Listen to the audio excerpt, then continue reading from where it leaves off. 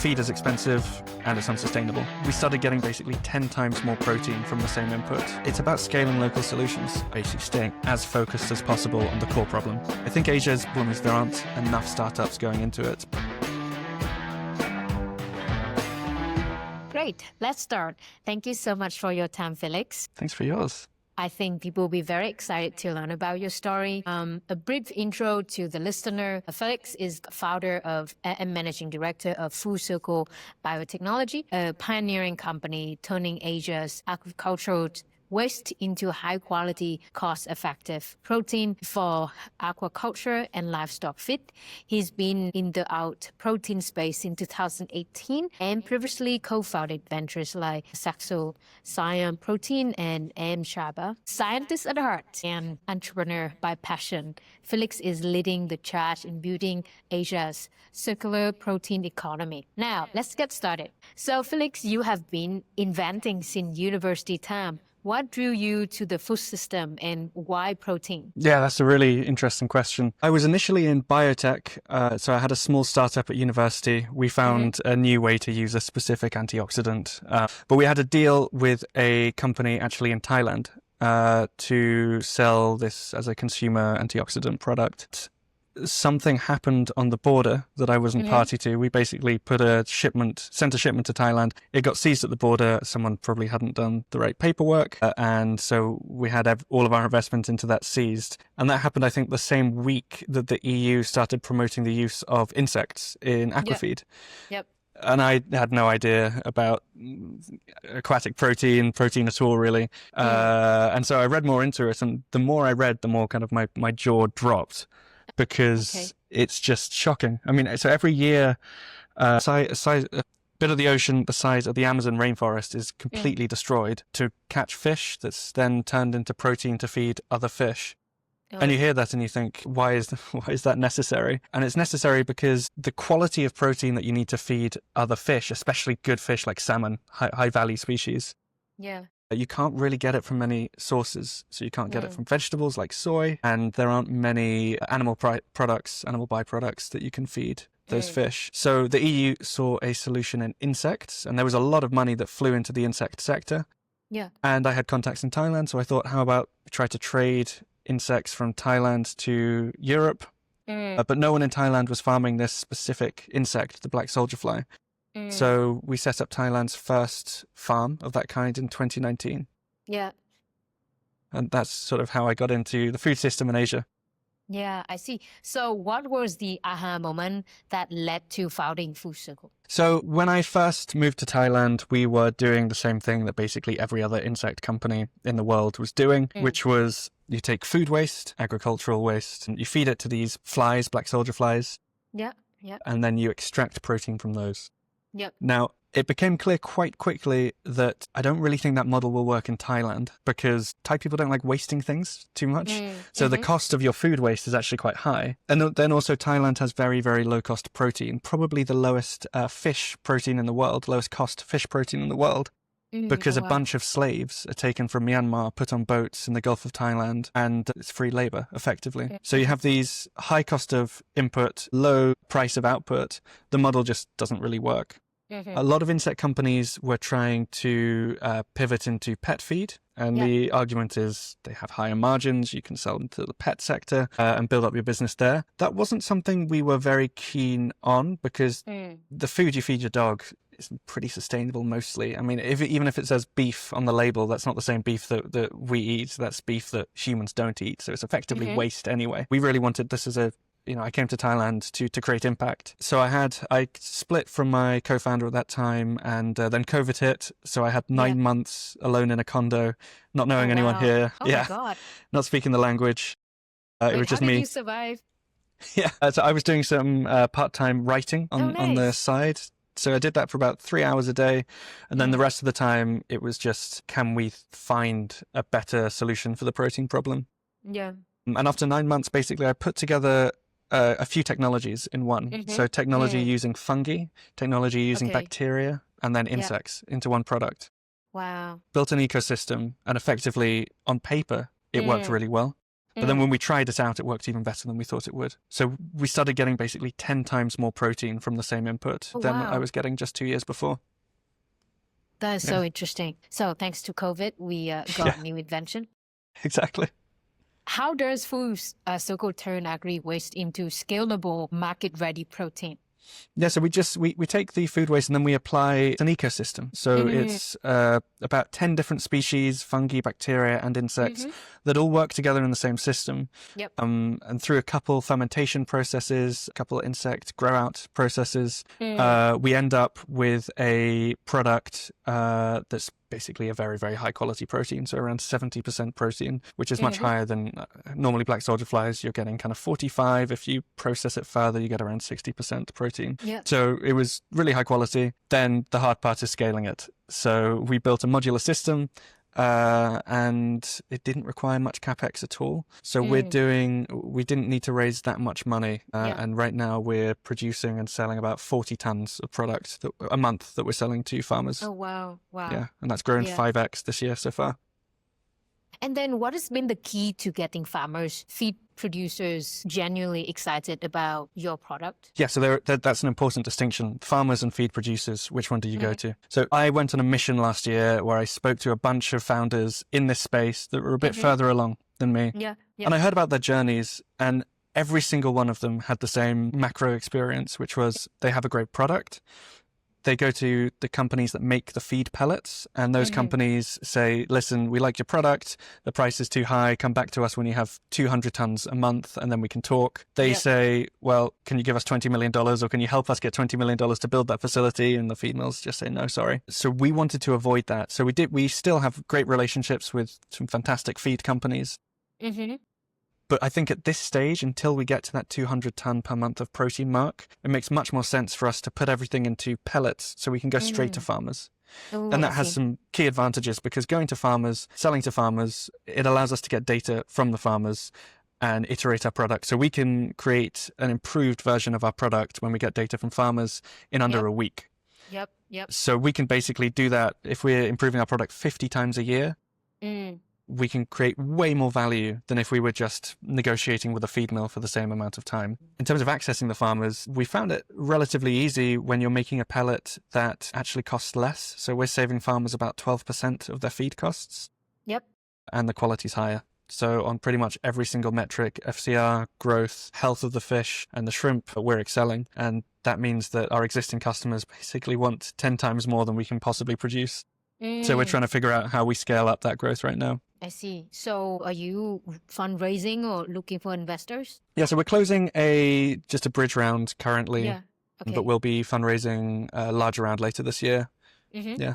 Wow, that is super exciting. So zoom out a bit. Just agri-waste is massive. Why is it still seen as a problem, not a resource, in your opinion? Well, I think it's changing. I think there are more interesting technologies that are learning how to turn it into a resource. But the thing is, we talk about Asia's food waste. Yeah. I find it unhelpful to even talk about Thailand's food waste, because these things are so local. I mean, if you're producing food waste in one village in Thailand and you have a fantastic technology that's on the other side of Thailand, you can't do anything with that waste because you have to ship it across the country, and that costs massive amounts of money. So I think waste should be thought of on a local level. And what you see is kind of pockets of innovation that are sucking up local waste resources and leading to real change. I can name a few companies.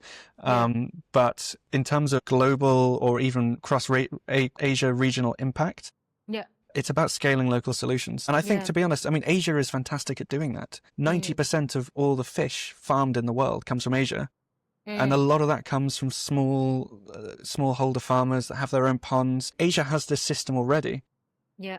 And that's why I think working here is incredibly exciting, because I see it as the start of the green revolution in food. If you have local solutions in a culture and a region that's used to scaling local solutions, I think it's only a matter of time until Asia becomes the leading region in the world for clean, amazing, cheap food. That is a great vision to see. How do you view trust in farming communities who have seen flashy tech come and go? A flashy tech? Yeah. Yeah, trust is huge. To be honest, so normally in the farming business, you kind of have like 3 to 9 month sales cycles. And a lot of that is building up trust. We have a hack, which is just we save the money to start with. Yep. And then the worst case scenario for them is they've saved a bit of money for 3 months. And then we start with smaller volumes. We just scale the volumes when the customers ask us to, which normally happens within 2 weeks, actually, because they can tell the difference quite quickly. Yep. And then, yeah, it sort of rolls from there. And there's a long process of building trust. I mean, coming from the West, I think my perspective of deal making was very much like everything's on paper. You kind of have a lot of meetings and then you make a final decision and then you scale out a technology. I feel like in Asia, it's much more like dating rather than marriage, right? And you see this with joint ventures. But you need to sort of build up trust and small steps. And then eventually, yeah, you can get married to your farmers. That is great analogy. When you work on Full Circle so far, what is your biggest challenge scaling up the company and how are you solving it? So I think the first biggest challenge was just making sure that the cost is right for scale. You see a lot of companies around the world with amazing sustainable technology and the cost isn't right, so it's incredibly hard to scale. Often they need subsidies, often they need like a massive capex. So we spent about 4 years developing a formula, developing like a biological algorithm, a combination of different species. Yeah, 4 years until we got to the point of, okay, not only is this scalable, but this is scalable at current prices. We don't need to kind of tell investors when we have a factory that's, 1,000 times bigger than our current one, then the economics will work. They can see the economics working already. And then scaling that is a very different business, You're not so much deep tech anymore, than more standard sort of lean startup stuff. Yeah, I see. And as an inventor, how do you decide what's worth building? Wow. So I think naturally more creative people have loads and loads of ideas, and then trying to pursue all of them can just lead them to kind of, for the technology and the innovation, the core innovation to just die. I mean, that's very common. You see that in startups all around the world. And so I'm lucky that I have a team and actually a team of investors as well that are really good at basically staying as focused as possible on the core problem. And the core problem for us is feed is expensive and it's unsustainable. So if we solve those two problems and solve them better than anyone else can, then the value we create is so massive that we can worry about monetizing that value later. As long as we can basically create value and then scale that value, that's sort of what our job is now.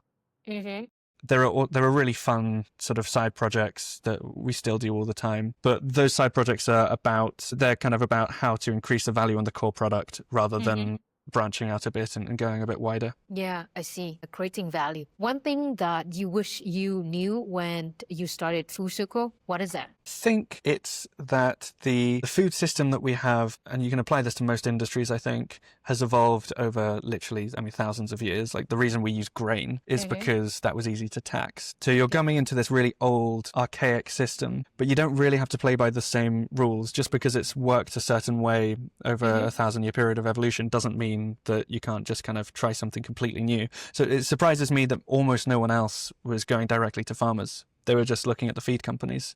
And that's, if you understand the industry, it doesn't make sense to go straight to farmers because there are so many barriers. Yep. But if you can kind of overcome those barriers, then you can come up with a more scalable model and scalable technology than if you're going the traditional route. So I think I would have told myself, don't worry too much about what other people, especially experienced people in the industry, are telling you. Focus on what makes like actual sense on first principles. And I remember you mentioned earlier you don't speak the language. I imagine that what's one of the key challenges is how do you go about it? Yeah, so I can order food, but that's pretty much it. So yeah, having complicated conversations about credit terms and stuff is beyond me. Essentially, I got lucky. It's when I founded Full Circle, and I was testing the technology by myself for a while. But then when I said, okay, the technology's ready, now let's turn this into a proper company.